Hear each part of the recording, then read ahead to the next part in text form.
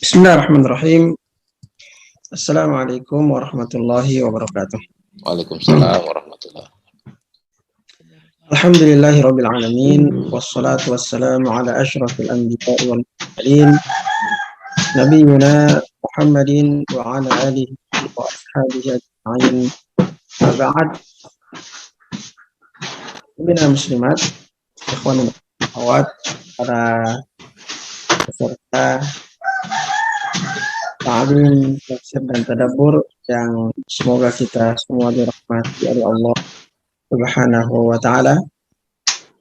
Alhamdulillah. Pertama-tama kita memuji dan mengagungkan Allah Rabbul Alamin atas nikmat yang berlimpah yang Allah Subhanahu wa taala anugerahkan pada kita semua, utamanya nikmat iman dan Islam yang merupakan nikmat yang paling berharga, nikmat yang paling agung yang Allah anugerahkan pada seorang hambanya. Kemudian mari kita bersolawat pada Nabi kita, manusia yang paling kita cintai, suri toladan dalam kehidupan kita semua, Rasulullah Muhammad Sallallahu Alaihi Wasallam. Demikian pula kepada keluarga beliau dan sahabat-sahabat beliau, radhiyallahu taala anhum ajma'in. Para pemirsa yang dirahmati Allah Subhanahu wa taala, kajian kita pada subuh hari ini masuk pada surat Al-Balad ya. Kita setelah selesaikan kajian surat Asy-Syams pada hari Jumat yang lalu. Surat Al-Balad. Firman Allah Subhanahu wa taala, kita baca dulu ayatnya. A'udzu billahi minasy syaithanir rajim. Bismillahirrahmanirrahim. La uqsimu bihadzal balad wa anta hillum bihadzal balad wa walidin wa ma walad.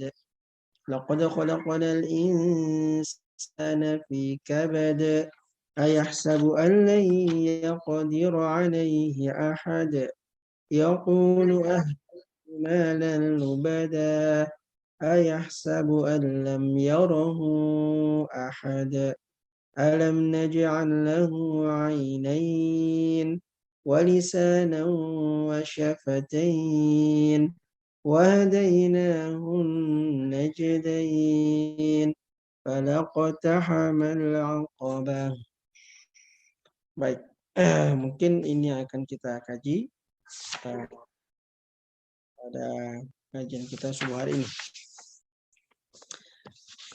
Surat Al-Balad adalah surat Makkiyah, artinya surat yang diturunkan sebelum hijrahnya Rasulullah Sallallahu Alaihi Wasallam.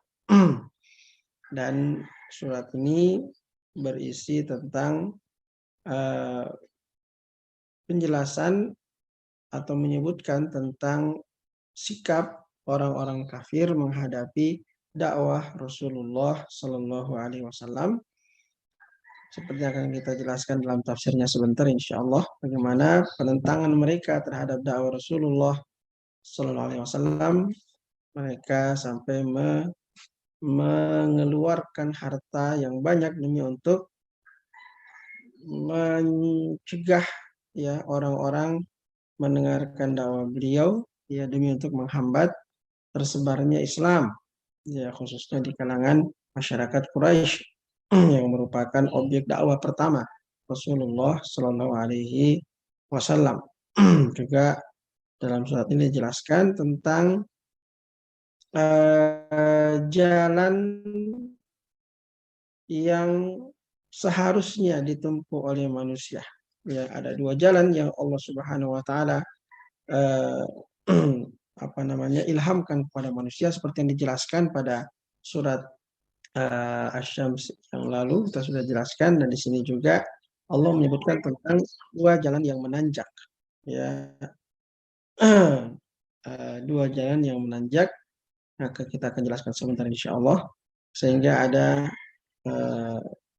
golongan kanan, ya ada golongan yang beruntung, ashabul maimanah, dan juga yang celaka, ada ashabul al-masy'amah, orang yang menempuh jalan yang menanjak, jalan yang sulit di dunia untuk beribadah, untuk taat pada Allah, untuk berdakwah di jalan Allah, itu merupakan jalan yang sulit di dunia, tapi dia akan masuk dalam golongan yang selamat, golongan kanan yang mendapatkan surga dan segala kenikmatannya.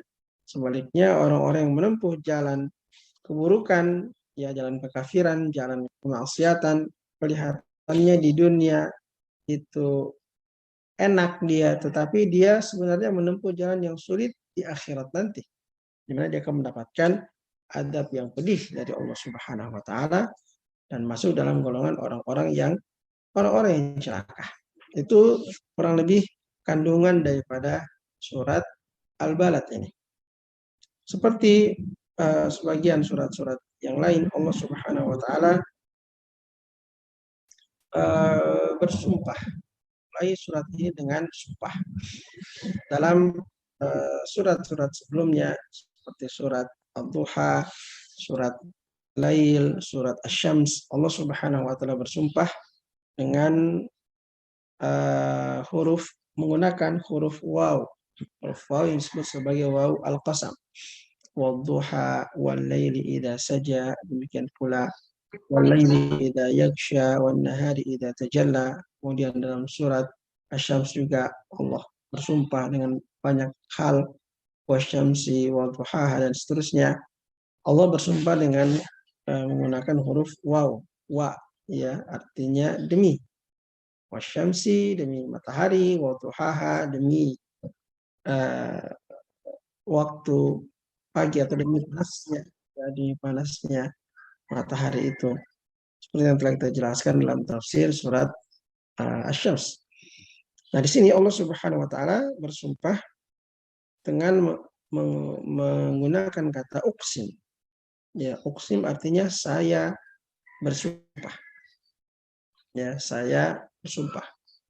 Kalau huruf waw itu adalah huruf yang digunakan untuk bersumpah.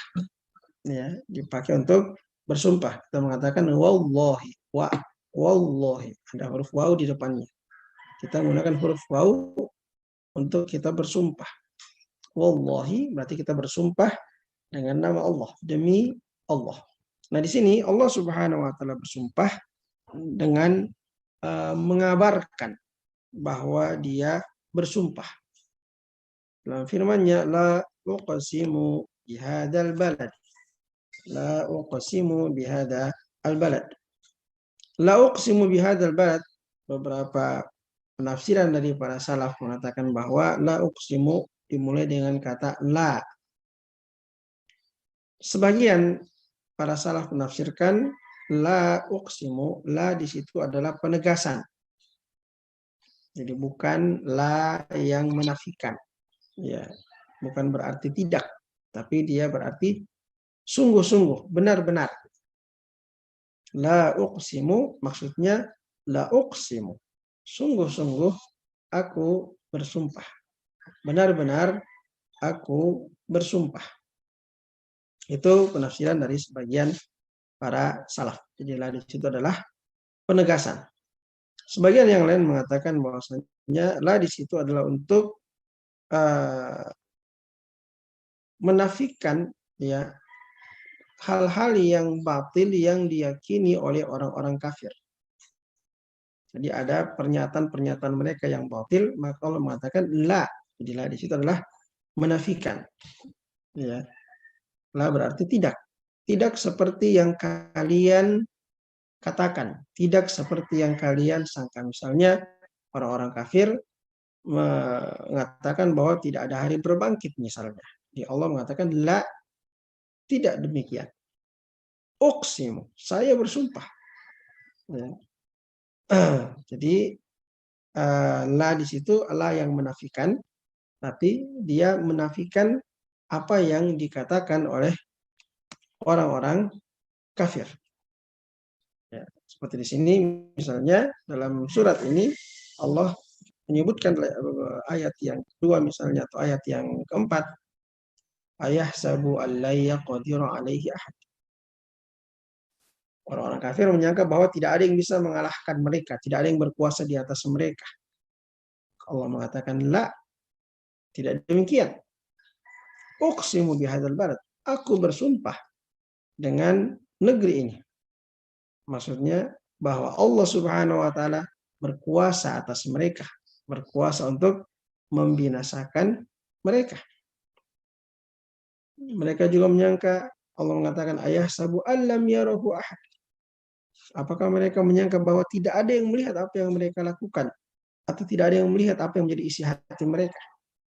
Maka sumpah ini membantah itu. La, tidak, tidak seperti yang mereka persangkakan, bahwa tidak ada yang berkuasa atas mereka, bahwa tidak ada yang melihat perbuatan mereka, tidak ada yang bisa mencegah mereka. La, tidak seperti itu. Uqsimu bihadzal balad, aku bersumpah dengan negeri ini bahwa tidak seperti itu. Nah, itu juga satu penafsiran tentang makna la uqsimu. La uqsimu bihada al. Aku bersumpah dengan negeri ini. Bihada al-balad. Ya Allah menunjuk negeri al-balad yang dimaksud di sini adalah al-baladul haram. Al-baladul haram adalah kota Mekah, tanah haram, yang merupakan tanah yang paling mulia di atas permukaan bumi ini.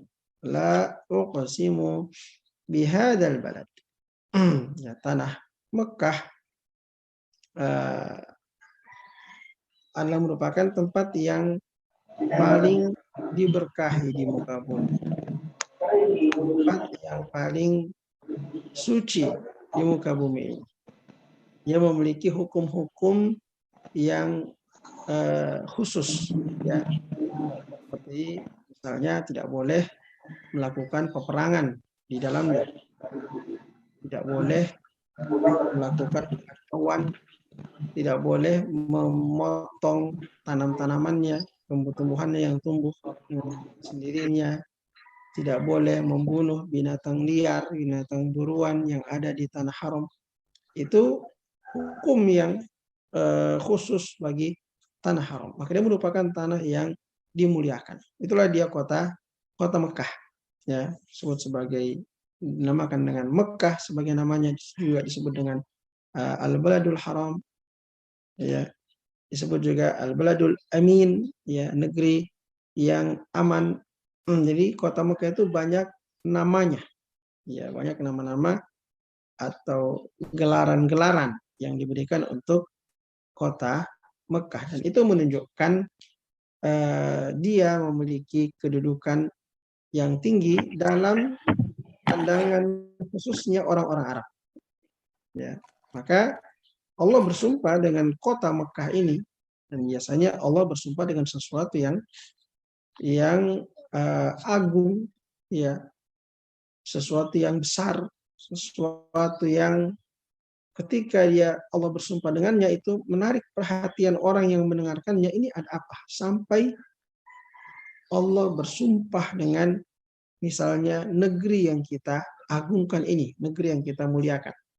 Sebab kota Mekah itu adalah kota yang dihormati oleh seluruh bangsa Arab. Ya, mereka sangat menghormati kota Mekah. Karena itu kota Mekah menjadi kota yang aman. Wa hadzal baladil amin. Ya, dalam surat At-Tin, At-Tini wa Zaitun wa Turi Sinin wa hadzal balad al-amin. Negeri yang aman ini, demi negeri yang aman ini. Negeri yang aman, kota Mekah. Tidak pernah terjadi kekacauan di dalamnya. Kita tahu bahwasanya kebiasaan orang-orang Arab di zaman jahiliyah itu adalah berperang. Ya. Perang antar suku adalah sesuatu yang sangat sering terjadi karena adanya fanatisme kesukuan yang sangat kuat. Suku yang satu menyerang suku yang lain.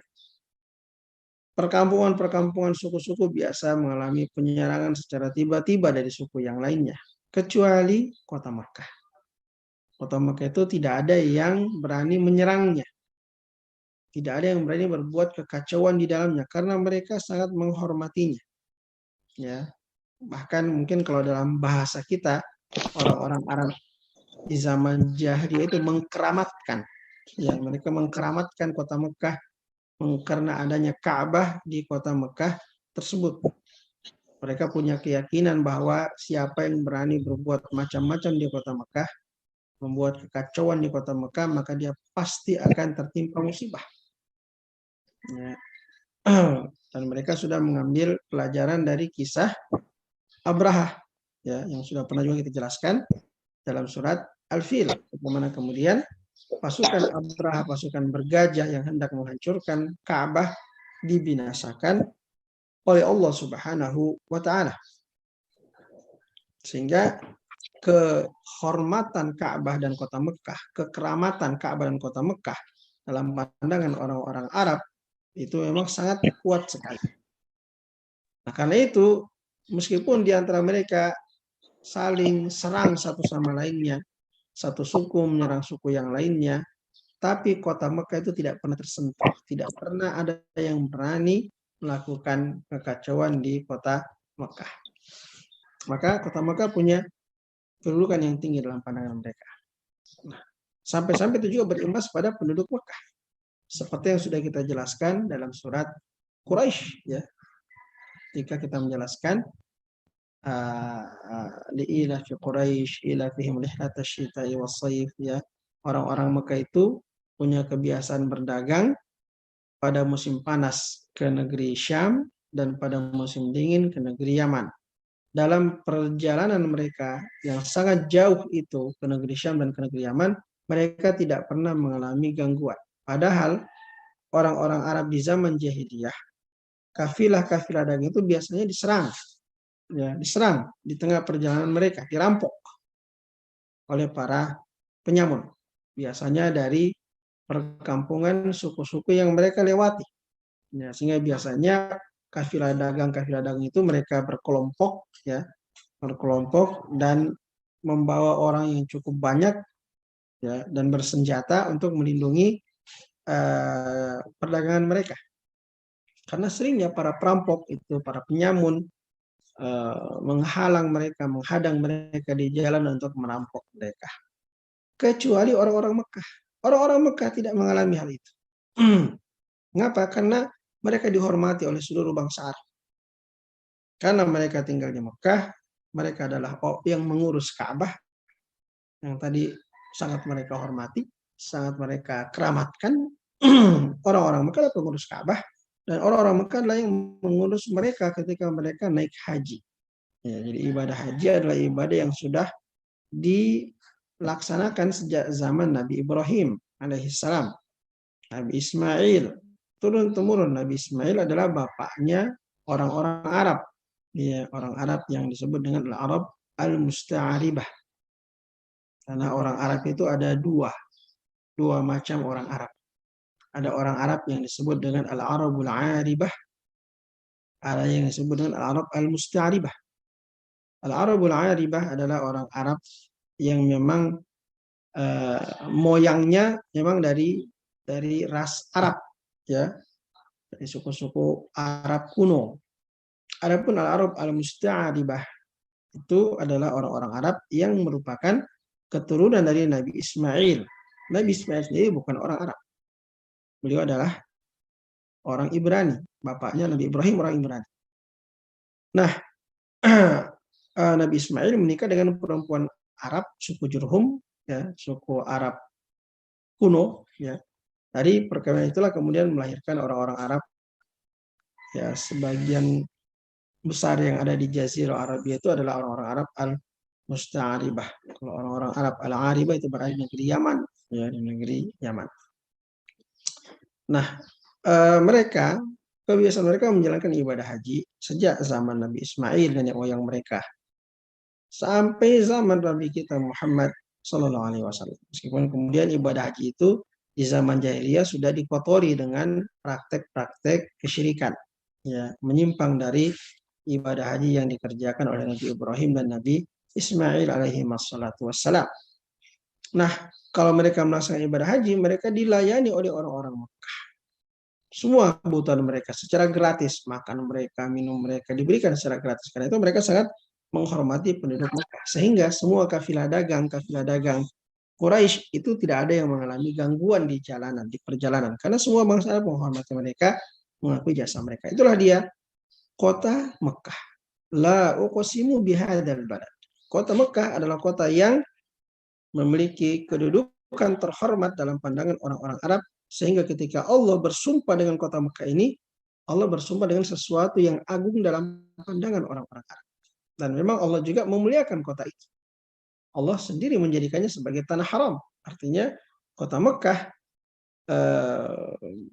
dia mulia, dia terhormat dalam pandangan orang-orang Arab, dan dia juga memang dimuliakan oleh Allah Subhanahu wa taala dengan dijadikannya dia sebagai tanah haram, dan dibangunnya di tanah haram itu rumah Allah Subhanahu wa taala, Baitullah Ka'bah, yang merupakan kiblat kaum muslimin hari ini.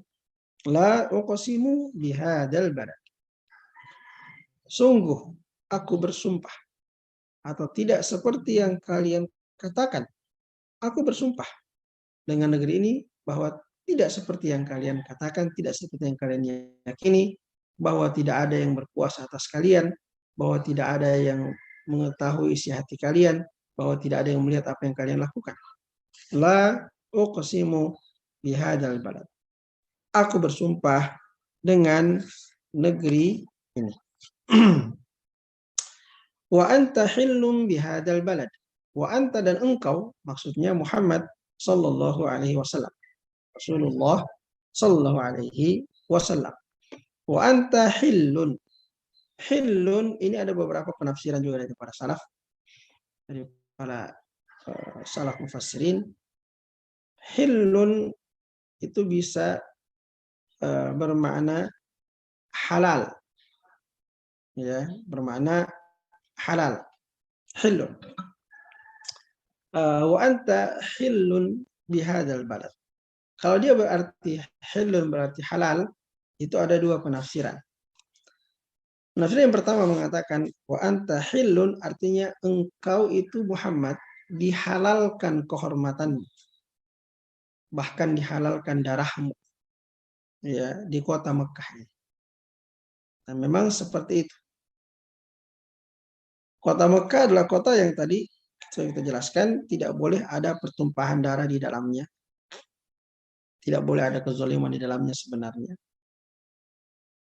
Bahkan mereka sejak zaman jahiliyah mereka mengetahui kehormatan tanah haram ini. Tidak boleh dibunuh binatang buruannya, ya. Artinya sampai binatang buruan pun, binatang liar pun terjaga keamanannya di kota Mekah. Tapi kemudian ketika Rasulullah Shallallahu Alaihi Wasallam mendakwahkan Islam, beliau justru dihinakan, beliau justru disakiti, dirusak kehormatan beliau, dituduh dengan berbagai macam tuduhan, bahkan disakiti fisik beliau, bahkan ada upaya-upaya pembunuhan terhadap beliau. Wa idh yamkuru bika alladziina kafaru liyuthbituka aw yaqtuluka aw yukhrijuk wa yamkuruna wa yamkurullah, dalam surat Al-Anfal. Allah berfirman yang artinya, dan ingatlah ketika orang-orang kafir membuat makar terhadapmu wahai Muhammad, membuat rencana jahat. Wa idh yamkuru bika alladziina kafaru liyuthbituka, untuk memenjarakan engkau, au yaqtuluk, atau untuk membunuh engkau, au yukhrijuk, atau untuk mengusir engkau dari negeri Mekah. Wa yamkuruna wa yamkurullah, mereka buat makar dan Allah juga merencanakan makar untuk mereka.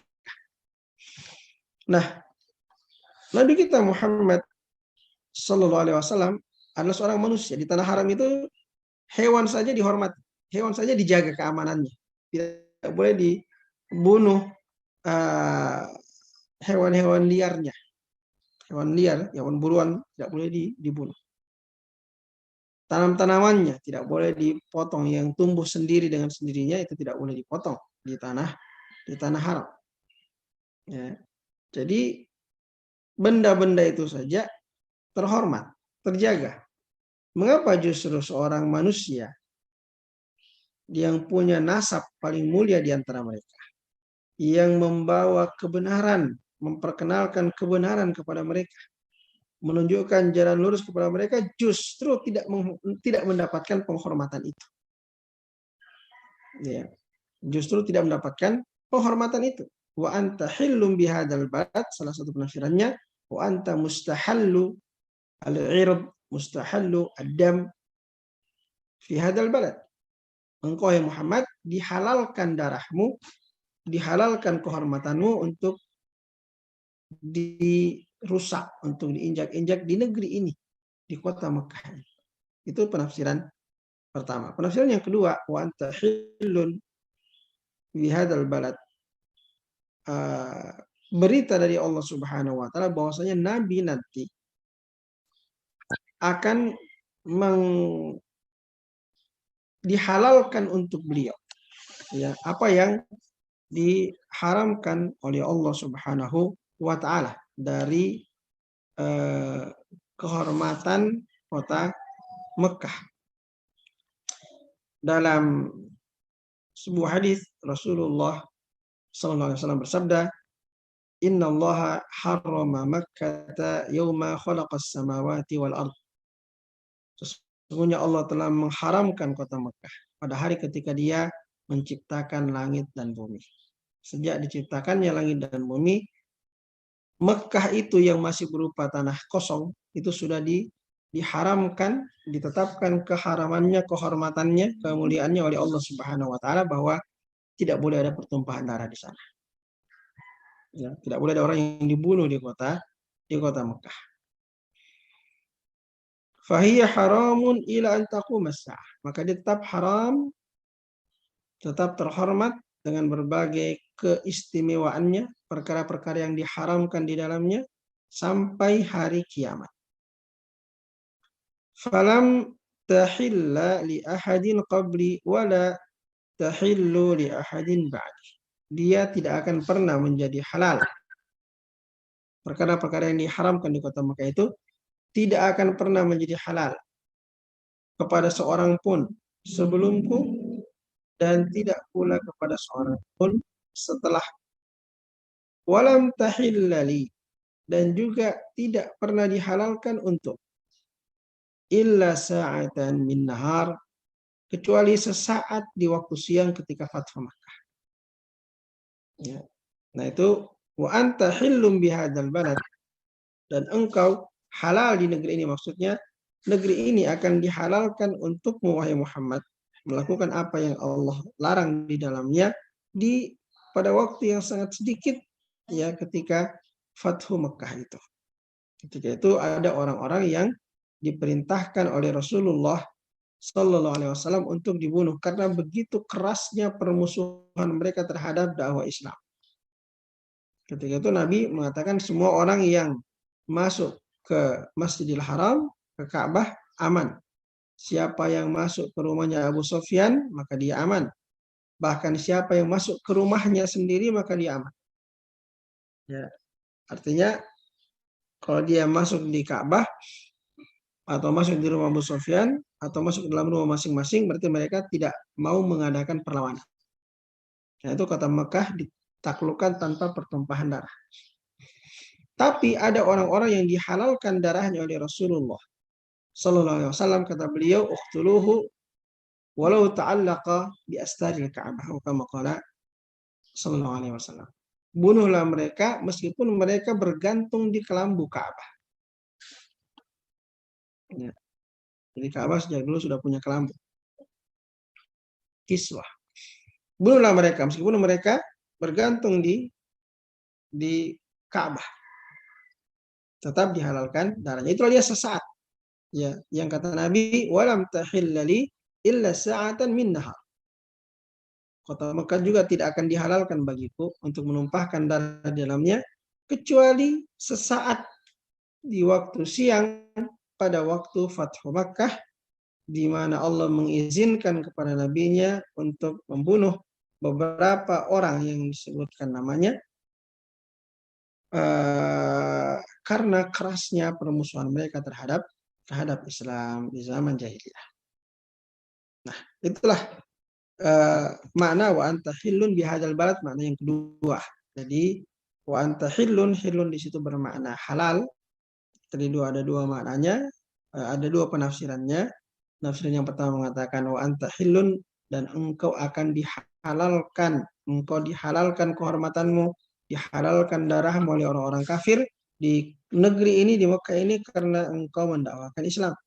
Yang kedua, wa anta hillun, engkau akan dihalalkan untukmu kota Mekah ini untuk menumpahkan darah orang kafir, beberapa orang kafir saja, pada waktu yang singkat saja, ya, ketika terjadi Fathu Makkah. Penafsiran yang ketiga mengatakan wa anta hillun bihadzal balad. Hillun bisa juga berarti hal. Hal artinya orang yang tinggal atau muqim. Wa anta hillun bihadzal balad artinya dan engkau tinggal di negeri ini. Nah,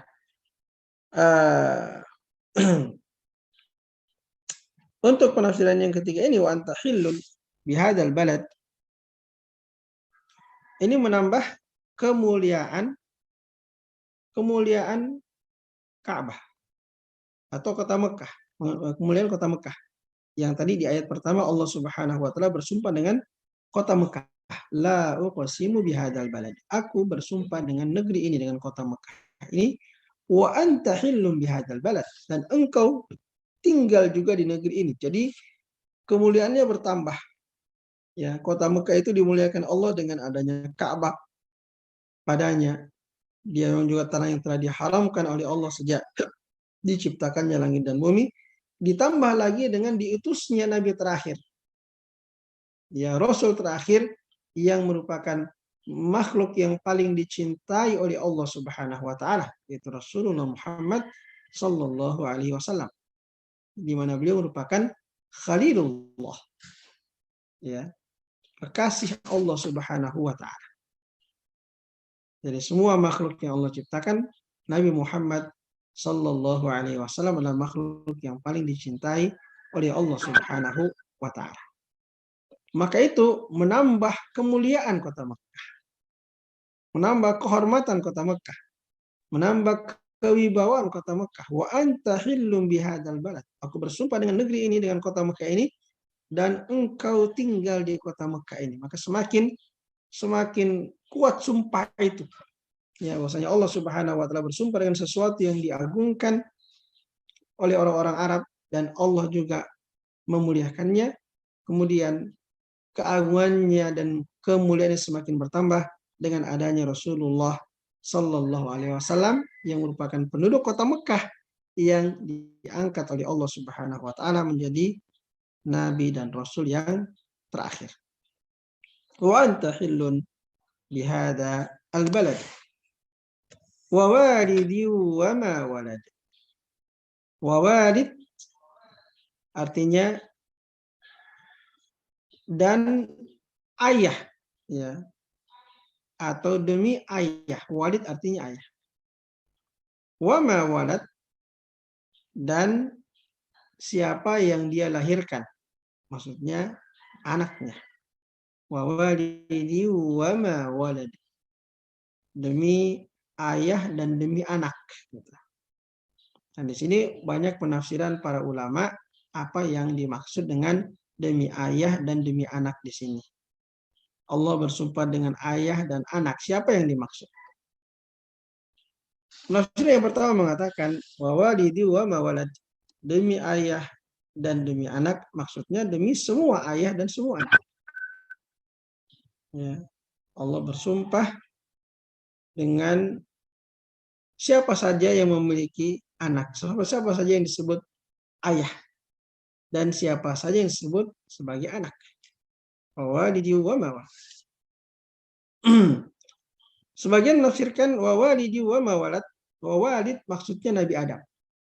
Demi ayah maksudnya Nabi Adam. Wa ma walad adalah keturunan Nabi Adam. Ya, Allah bersumpah dengan Nabi Adam dan bersumpah juga dengan keturunan Nabi Adam. Seluruh manusia. Sebagian ulama mengatakan wa walidin wa ma walad, walid adalah Nabi Adam, wa ma walad adalah yang beriman di antara anak keturunan Nabi Adam saja. Jadi Allah hanya bersumpah dengan Nabi Adam dan dengan keturunan Adam yang beriman yang soleh. Ya, keturunan yang soleh dari keturunan Nabi Adam. Itu penafsiran yang ketiga sudah.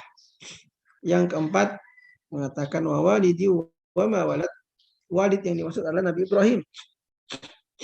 Nabi Ibrahim. Wa ma walad dan keturunan Ibrahim. Sebagian lagi mengatakan tidak. Wa ma walad artinya keturunan yang soleh saja. Ya. Di Allah bersumpah dengan Nabi Ibrahim dan keturunan yang soleh dari Nabi Ibrahim.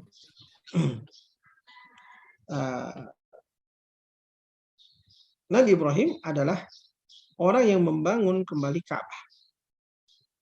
Ya, orang yang membangun kembali Ka'bah. Jadi hubungannya dengan la uqsimu bihadzal balad. Kenapa ditafsirkan Nabi Ibrahim di situ?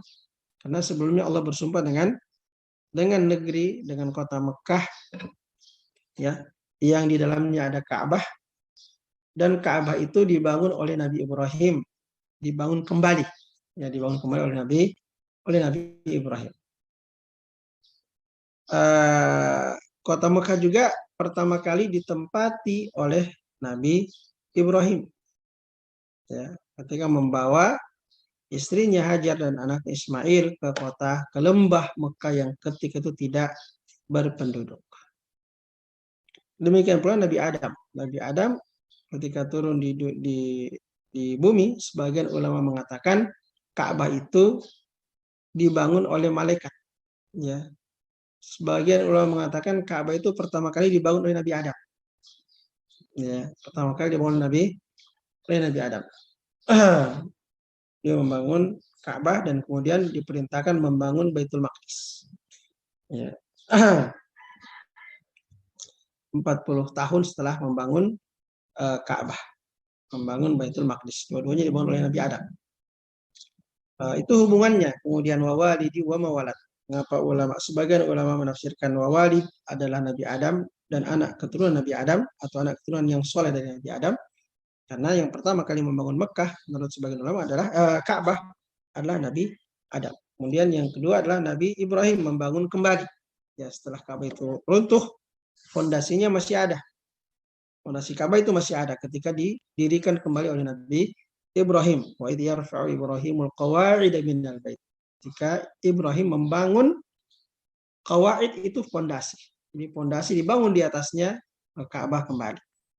Itu kaitan antara penafsiran Walid sebagai Nabi Adam dengan sumpah Allah sebelumnya kota Mekah. Demikian pula penafsiran Walid sebagai Nabi Ibrahim dengan sumpah Allah sebelumnya itu kota Mekah. Wa walidi wa mawalad.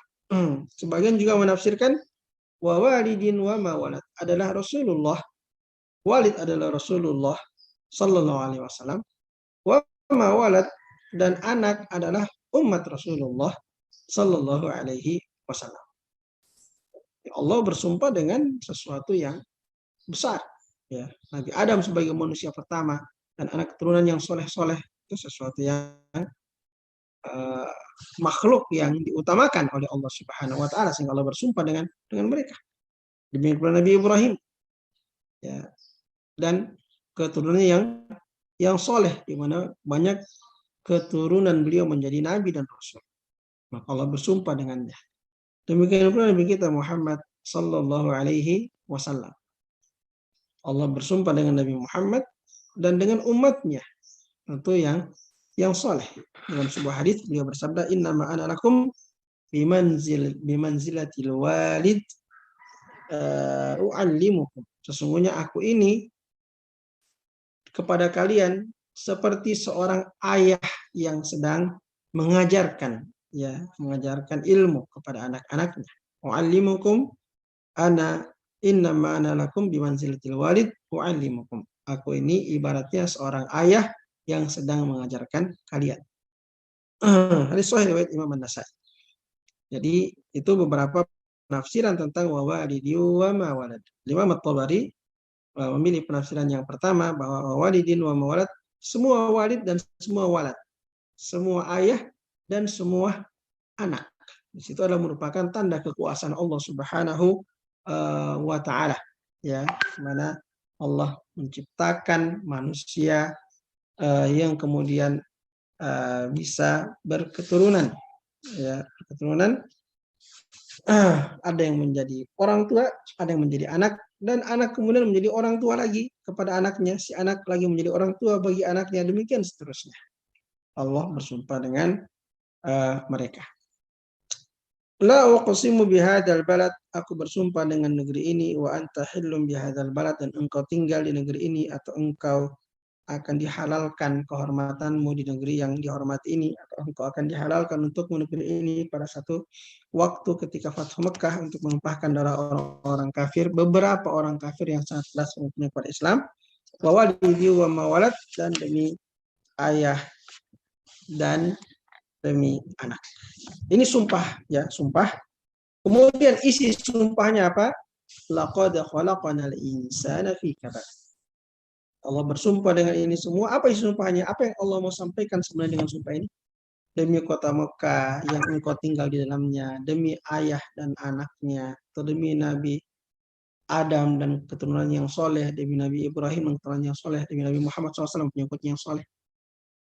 Apa isi sumpahnya? Laqad khalaqnal insana fi kabad. Sungguh aku telah ciptakan manusia dalam kabad. Kabad artinya kesulitan. Ya, dalam kesulitan, dalam masyaqqah, dalam su'ubat. Ya. Jadi manusia itu memang banyak menghadapi kesulitan dalam hidupnya. Nah, apa saja penafsiran para ulama tentang al-kabad ini? Insya Allah kita akan jelaskan pada pengajian kita yang akan datang. Ya, tadi saya menyangka kita bisa membahas sampai ayat ke-10, ternyata ya qadarullah kita hanya bisa membahas sampai ayat yang keempat. Mudah-mudahan bermanfaat. Wassallallahu ala nabiyyina Muhammad wa ala alihi wa sahbihi wa sallim. Wa akhiru da'wana alhamdulillahi rabbil alamin.